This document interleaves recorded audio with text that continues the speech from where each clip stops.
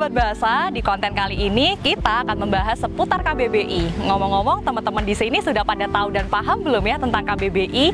Kebetulan saat ini saya sedang berada di salah satu wilayah kampus dan sepertinya sedang banyak mahasiswa di sini. Jadi gimana kalau kita langsung tanya-tanya aja ke mereka ya? Jadi yuk ikut aku. Baik sahabat bahasa, saat ini saya telah bersama salah satu mahasiswa yang berkuliah di sini, namanya Kak Yani ya Kak. Ya sebelumnya terima kasih sudah berkenan untuk diwawancara dan salam kenal. Ya, salam kenal juga Kak. Nah, saat ini saya mau bertanya nih ke Kak Yani, kira-kira Kak Yani tahu nggak sih tentang KBBI? KBBI ya? KBBI itu Kamus Besar Bahasa Indonesia itu nggak sih Kak? Iya benar, Kamus Besar Bahasa Indonesia. Nah, kira-kira nih Kak Yani pernah nggak sih buka KBBI? Sejujurnya ya, kalau dari aku sendiri tuh jarang banget Kak. Apalagi jurusanku kan manajemen, jadi menurutku itu nggak ada sangkut pautnya dari jurusanku. Kalau aku dari agribisnis semester 4. Kalau aku dari jurusan psikologi semester 4. Jurusan sastra Indonesia. Wah, pas banget jurusan sastra Indonesia. Tahu nggak sih apa itu KBBI? Kamus Besar Bahasa Indonesia. Kamus Besar Bahasa Indonesia. Yakin nih Kamus Besar Bahasa Indonesia? Yakin. Sering nggak sih Kak pakai KBBI? Sering Kak, karena kan aku kuliahnya di jurusan sastra Indonesia, jadinya cukup sering kasih tugas yang tentang KBBI kayak gitu. Tahu nggak sih kalau KBBI ini sudah tersedia di versi laman dan aplikasi? Kalau aku baru tahu yang versi aplikasi, karena dari dulu pakainya yang versi laman sih Kak. Kalau aku baru tahu di aplikasinya doang. Wah, ternyata nih sahabat bahasa masih ada yang belum tahu kalau KBBI itu sudah tersedia dalam versi aplikasi. Nah, setelah dari wawancara ini, bisa lah ya KBBI itu diunduh lewat Google Play Store atau App Store gitu. Kalau aku sih seringnya pakai yang aplikasi. Wah, boleh lihat nggak Kak aplikasinya? Diunduh atau enggak nih? Diunduh atau enggak? Diunduh. Boleh ditunjuk ke kamera? Wah, mantap, ternyata diunduh loh sama Kanita. Terima kasih Kanita, berarti udah sering banget ya Kak pakai KBBI. Ya, terima kasih banyak Kanita. Nah, ternyata nih sahabat bahasa masih banyak yang belum paham dan tahu loh soal Kamus Besar Bahasa Indonesia. Maka dari itu simak video ini sampai selesai ya, karena di video ini saya akan menjelaskan lebih jauh mengenai Kamus Besar Bahasa Indonesia. KBBI Daring adalah laman resmi pencarian kata dalam Kamus Besar Bahasa Indonesia atau KBBI.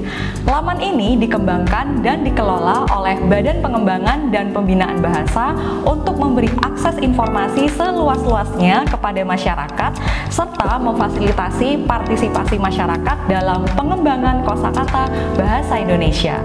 KBBI Daring dengan basis Kamus Besar Bahasa Indonesia edisi kelima mulai tersedia untuk publik sejak 28 Oktober 2016 yang bertepatan dengan peringatan Hari Sumpah Pemuda ke-88. KBBI Daring dapat dimanfaatkan untuk mencari makna suatu kata, mengecek kebakuan kata, dan mencari kata-kata dalam bidang tertentu, misalnya ekonomi dan hukum. Oleh karena itu, KBBI Daring tidak hanya dapat digunakan untuk orang-orang atau mahasiswa yang berkecimpung dalam bidang kebahasaan. Misalnya, mahasiswa dari jurusan ekonomi dan hukum juga dapat mencari kata-kata yang berhubungan dengan ekonomi dan hukum di dalam KBBI Daring. Pada pemutakhiran terakhir KBBI yaitu Oktober 2022 terdapat 1.244 entry baru berupa kata-kata dan ungkapan dari bahasa daerah, termasuk salah satunya dari Jawa Timur. Ternyata bahasa daerah di Jawa Timur juga ikut memperkaya kosakata bahasa Indonesia loh. Di antaranya yaitu bahasa Jawa, bahasa Madura, dan bahasa Jawa dialek Using. Kosakata yang telah masuk ke KBBI untuk kosakata bahasa Jawa adalah Bambangan, Bagen, Bawoan, dan Rujak Cingur. Untuk bahasa Madura terdapat kosakata Acabis, Caracat, Dungdung, dan Carok. Untuk bahasa Jawa dialek Using terdapat kosakata Caruk, Jamudin, Ampok, dan Belanggur. Agar sebuah kosakata dapat diterima di KBBI, ada beberapa syarat yang harus dipenuhi, yaitu 1. Unik atau memiliki konsep yang belum ada di KBBI. 2. Eufonik atau sedap didengar. 3. Seturut dengan kaidah bahasa Indonesia. 4. Tidak berkonotasi negatif. Dan yang kelima, kerap digunakan atau memiliki frekuensi penggunaan yang tinggi. Nah, selain mencari kosakata dalam KBBI sesuai kebutuhan, sahabat bahasa juga dapat berkontribusi dalam mengusulkan kosakata ke dalam KBBI. Berikut cara pengusulan kosakata ke dalam KBBI. Buka laman KBBI daring di https://kbbi.kemdikbud.go.id/. 2.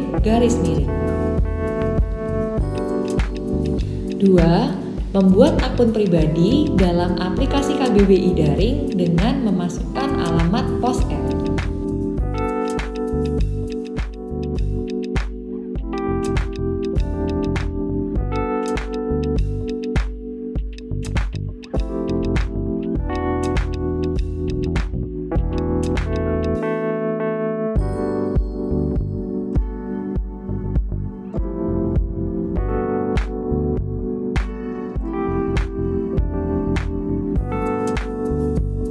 3. Mengetik nama kosakata yang akan diusulkan pada fitur cari. Jika kosakata belum ada di KBBI, akan muncul keterangan entry tidak ditemukan. Usulkan kosakata dengan mengklik usulkan entry baru di bagian paling bawah.